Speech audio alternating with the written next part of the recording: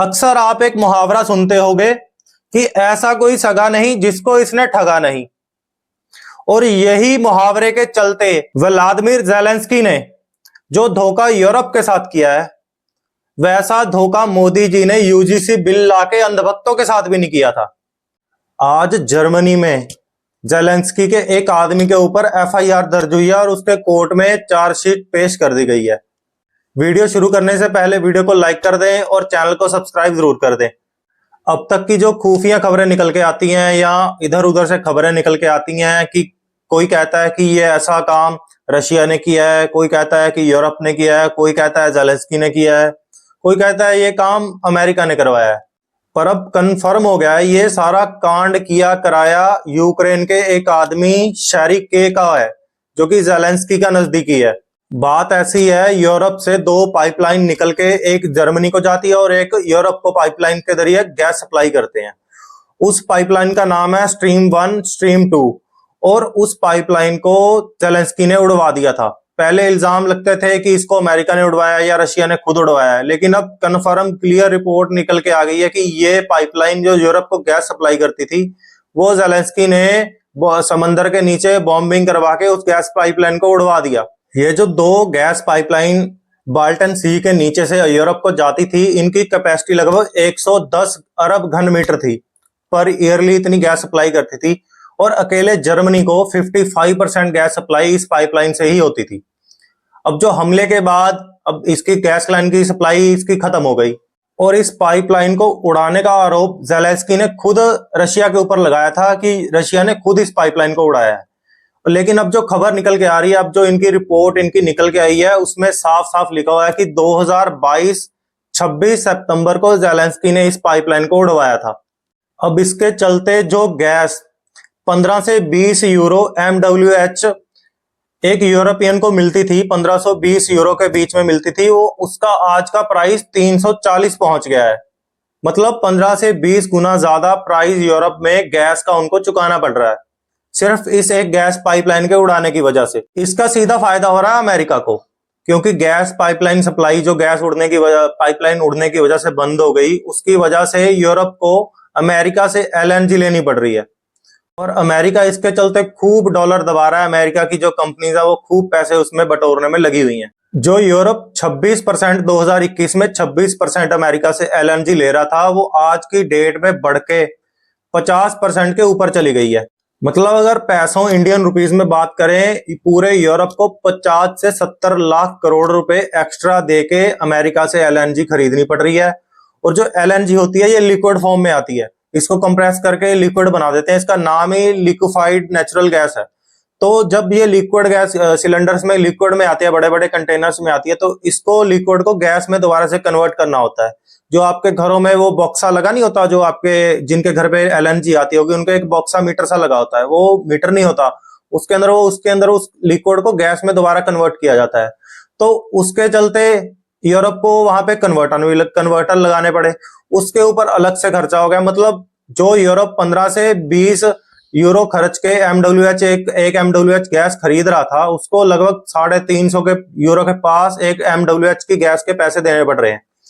और सीधा सीधा इसका भार किसके ऊपर पड़ रहा है? जनता के ऊपर पड़ रहा है। और पिछले दिनों आपने वहां पे प्रोटेस्ट देखे होंगे कि महंगाई को लेकर और वहां की जो इकोनॉमी को लेकर बहुत ही उथल पुथल मची हुई है। और इस सब के खेल के पीछे कौन थे? ज़ेलेंस्की, जिसका साथ पूरा यूरोप दे रहा था। उस जयचंद ने खुद ही यूरोप की इकोनॉमी का सत्यानाश करने का पूरा इंतजाम कर दिया। अब बात करते हैं जर्मनी की, क्योंकि जो FIR रजिस्टर की है, जो वहां पे केस लगा है वहां की कोर्ट में, वो जर्मनी ने लगाया है। और सबसे बड़ा लॉस भी जर्मनी का हुआ है, क्योंकि अपनी 55% गैस जर्मनी रशिया से लेता था। पाइपलाइन उड़ गई, जर्मनी को रशिया की गैस की सप्लाई बंद हो गई। अब उनको महंगी गैस की सप्लाई वहां से अमेरिका से लेनी पड़ रही थी। अब जो वहां की इंडस्ट्री थी, वहां की सबसे बड़ी केमिकल इंडस्ट्री, वहां पे steel industry, glass industry, fertilizer industry, और सबसे मेन वहां की ऑटोमोबाइल इंडस्ट्री है। वहां की जर्मनी की कारें आपको सबको पता है कितनी फेमस है, स्कोडा, वॉक्सवैगन, जर्मनी की कारें नंबर 1 मानी जाती हैं। और उन कंपनीज को जर्मनी को छोड़ के बाहर जाना पड़ा, क्योंकि अब इतनी महंगी गैस लेके वो अपना काम तो नहीं चला सकती, तो उसके चलते जर्मनी की इकोनॉमी को बहुत बड़ा लॉस हुआ, क्योंकि वहां की महंगाई दर सीधे सीधे बढ़ के 10 पे चली गई थी। और जो यूरोप की सबसे बड़ी केमिकल इंडस्ट्री है BASF, उसने एक रात में सीधे सीधे 1000 वर्कर्स को निकाल दिया था। मतलब कि यूरोप के अंदर जो इकोनॉमी क्राइसिस तो अलग से थे ही, जो रोजगार को लेकर क्राइसिस थे वो भी बढ़ गए थे। आपको वहां पे पेट्रोल, आपने न्यूज देखी होगी, वहां के पेट्रोल पंपों पे लोगों को पेट्रोल गैस नहीं मिल रही थी। ऐसे हालात में इस एक बंदे की वजह से पूरे यूरोप को भुगतना पड़ गया। अकेला रूस को नुकसान पहुंचाने के लिए इस बंदे ने, ज़ेलेंस्की ने, पूरे यूरोप को इस हाल पे लाके खड़ा कर दिया। अब आप कहेंगे कि इसको अरेस्ट कर लेंगे यूरोप वाले, उसका कुछ बिगाड़ नहीं सकते यूरोप वाले, क्योंकि वहां पे क्या चल रही है, जंग चल रही है। ट्रंप ने उसको उसके हाल पे छोड़ दिया है। अब पीछे उसके कौन बैठा है? यूरोप खुद बैठा है। यूरोप को ही सपोर्ट करना पड़ेगा। अगर यूरोप उसका सपोर्ट नहीं करेगा तो सीधा रशिया यूक्रेन के ऊपर कब्जा कर लेगा। अब यूक्रेन के ऊपर कब्जा कर लेगा तो जो आसपास के देश है उनको फिर से खतरा होने लग जाएगा, क्योंकि पोलैंड भी पहले वहीं रशिया का जो उनका जो ग्रुप था वहीं पे आते थे। यूरोप की कुछ कंट्री ऐसी थी जो सीधे सीधे रशिया के अंडर में आती थी।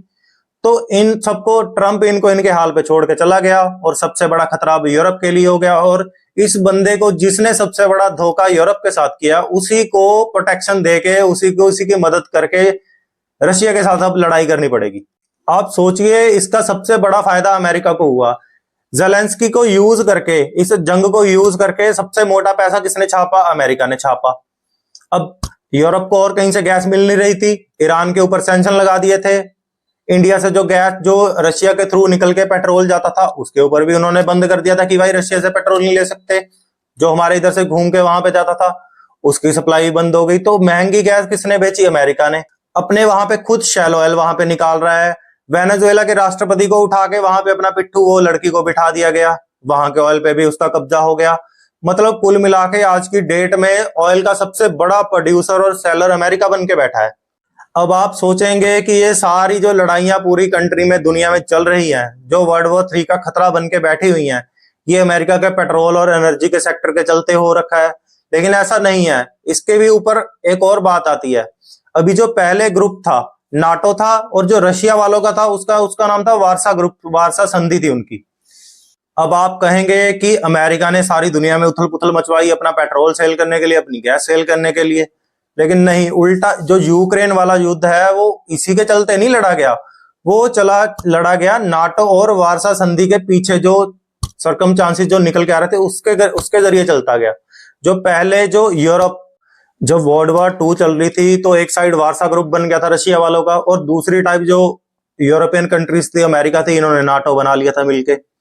और जब वो जो शीत युद्ध था, जो कोल्ड वॉर थी, वो खत्म हो गई, तो उसके बाद रशिया ने वार्सा को तोड़ दिया, खत्म कर दिया, उसको डिस्ट्रॉय कर दिया अपना उसको। और बट नाटो वालों को क्या था? नाटो वालों ने उसको डिस्ट्रॉय नहीं किया, उसको नहीं तोड़ा। अब नाटो क्या करता है? नाटो बन के बैठ गया गुंडा, कि भाई हम सबसे ऊपर, हमारे ऊपर हमला करोगे तो हम आपके ऊपर हमला करेंगे। इसी के चलते जो यूक्रेन था उसने बात कर दी कि मैं नाटो में शामिल हूंगा।